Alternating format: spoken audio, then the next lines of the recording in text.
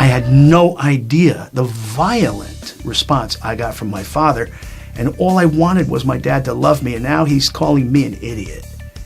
And now he's telling me I'm as crazy as my brother. I grew up in Passaic, New Jersey, in a conservative family.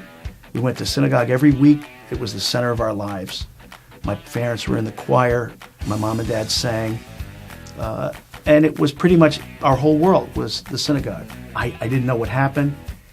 When my brother came back, he was in and out of the hospital, and it was like it was not him. And I had no framework to understand it. It scared the crap out of me. And he had, at times, what seemed like superhuman strength. And I wondered if I would ever get my brother back, the brother I knew and loved. We were very close, and I was deeply, deeply afraid that I had lost my brother. I came home from Hofstra, walked into the kitchen. Here I see my pretty observant Jewish brother sitting at the kitchen table telling my mother about Jesus, and I was like, adding to what I thought was already abnormal. Now my brother's sitting at the table telling my mother about Jesus. And I was horrified. I just didn't know what to think of it. I was so afraid of what had happened to my brother, and now the confusion of adding Jesus to it. But over the next few weeks, I could see that the stories he was telling me were supernatural, that this monstrous thing that was taking over his life was gone. And it was a God thing. And it was so apparent to me that this was a God thing that I said in the core of my being, I can't even explain what that means. It was just deep, deep, deep inside of me. I said, whatever this is, I have to have it. I have to know I have to know the source of what saved him from this monstrous life he was living. I had to have it for myself. My brother was looking for help. He went to have friends who were going to some kind of a meeting, and it turned out to be a black Pentecostal church. And they ended up praying for him. He was healed.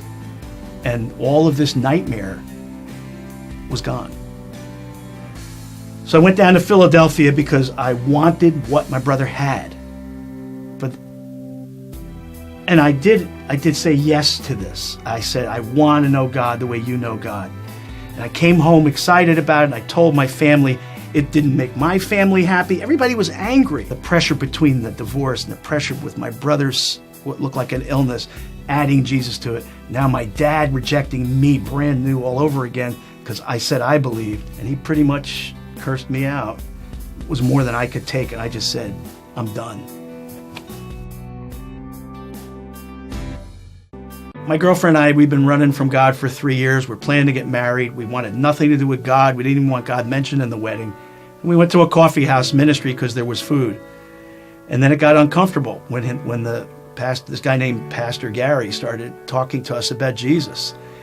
And we just wanted to leave, and we said, we're sorry, but we got to go. And he asked me, what are you so afraid of? And I said, I'm saving him for last, I guess. But I'm afraid if I ask him, he's not going to respond.